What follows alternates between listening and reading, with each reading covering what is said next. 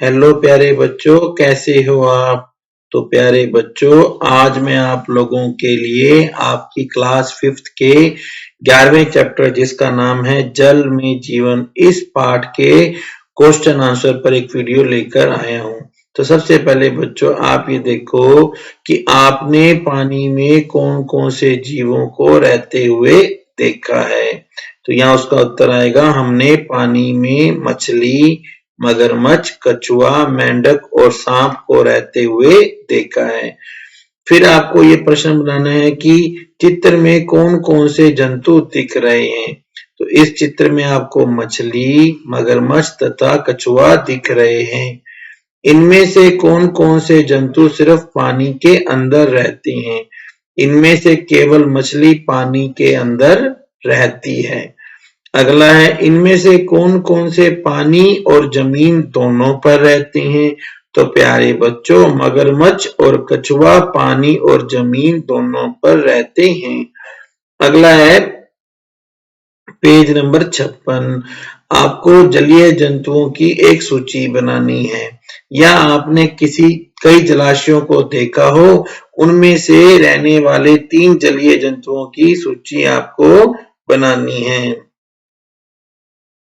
कुछ जलीय जंतुओं की सूची इस प्रकार है: मगरमच्छ, सांप, मछली, केकड़ा, कछुआ, मेंढक आदि। अगला है, कुछ जंतु और पौधे किन कारणों से पानी में जीवित रह पाते हैं?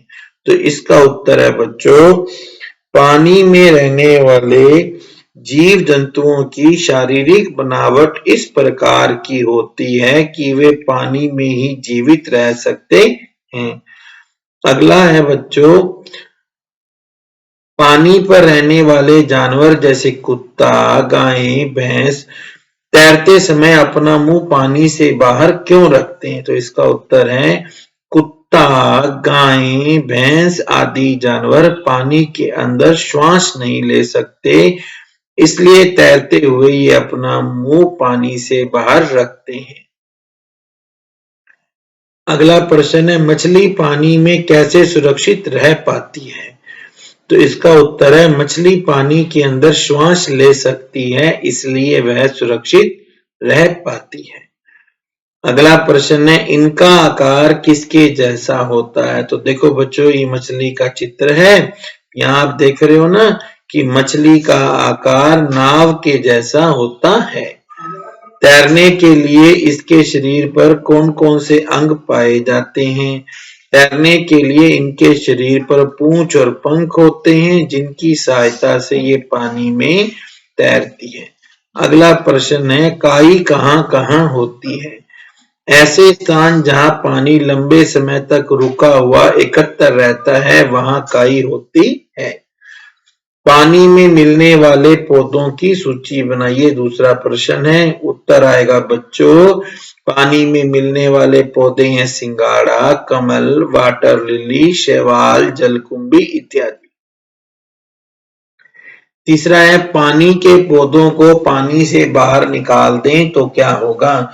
इसका उत्तर है बच्चों, पानी के पौधों को पानी से बाहर निकालने पर वह मर जाएंगे।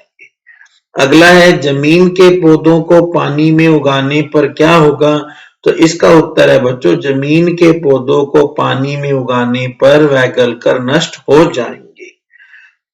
फिर प्रश्न है बच्चों, पता कीजिए पेज नंबर 57 नंबर 1, जल के पौधे जल में क्यों नहीं सड़ते हैं? तो उत्तर है बच्चों, जल के पौधे अपनी शारीरिक विशेषताओं के कारण जल में नहीं सड़ते हैं। फिर है बच्चों, प्रश्न है, जल में पूरा डूबा कौन सा पौधा है और इसकी पत्तियां कैसी दिखाई दे रही हैं? तो ये देखो, ये बच्चों ये पौधा है, जल में पूरा डूबा पौधा जलकुंभी है, और इसकी पत्तियां चिकनी सी दिखाई दे रही हैं। बहते जल के पौधे की पत्तियां कैसी दिखाई दे रही हैं? तो बहते जल के पौधे की पत्तियां रिबन के समान पतली दिखाई दे रही हैं। जल की सतह पर तैरने वाले पौधों की पत्तियां कैसी दिखाई दे रही हैं? जल की सतह पर तैरने वाले पौधों की पत्तियां बहुत चौड़ी, चिकनी व मोटी दिखाई दे रही हैं। अगला है कमल के पौधे की पत्तियां चौड़ी क्यों होती हैं? उत्तर है कमल के पौधे की पत्तियां कमल के फूल को सहारा देती हैं जिससे वह पानी में तैरता रहे, इसलिए कमल के पौधे की पत्तियां चौड़ी होती हैं। बहते जल के पौधे की पत्तियां रिबन के समान पतली क्यों होती हैं? बहते जल के पौधे की पत्तियों पर बारीक बारीक रेशे होते हैं। इन पत्तियों की चिकनी सतह के कारण जल इन पर ठहरता नहीं है, जिससे ये रिबन के समान पतली होती हैं। चर्चा कीजिए पेज नंबर 58। तालाब में कौन से जलीय पौधे को बताया गया है? तालाब में जलकुंभी पौधे को बताया गया है। अगला प्रश्न, यदि पूरा तालाब जलकुंभी से ढक जाए तो क्या होगा? यदि पूरा तालाब जलकुंभी से ढक जाए तो हमें तालाब का पानी नहीं दिखेगा और जलीय पौधों व जंतुओं को कठिनाई होगी। जलकुंभी के अधिक बढ़ने से अन्य जीव जलीय पौधों और जंतुओं को क्या कठिनाई होगी?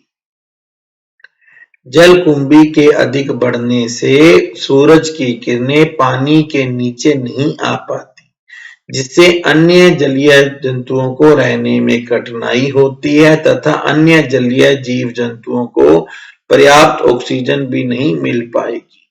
जाना समझा अब बताइए पेज नंबर 59। दो जलीय जंतुओं के नाम बताइए पहला प्रश्न है, इसका उत्तर आएगा बच्चों मछली और कछुआ। दो जलीय पौधों के नाम बताइए जलकुंभी और कमल। अगला है आपने अपने आसपास किसी तालाब या बावड़ी का शिक्षक के सहयोग से अवलोकन कर उसमें पाए जाने वाले जलीय जीव जंतुओं व पौधों की सूची बनाइए। तो इसका उत्तर आएगा बच्चों सामान्य जलीय जीव जंतु व पौधे ये हैं। जलीय जीव जंतु मछली, कछुआ, मेंढक, जलीय सर्प, मगरमच्छ आदि। जलीय पौधे वाटर लिली, कमल, जलकुंभी, सिंघाड़ा, काई आदि। तो प्यारे बच्चों इस तरह से हमारा ये 11वां पाठ पूरा होता है।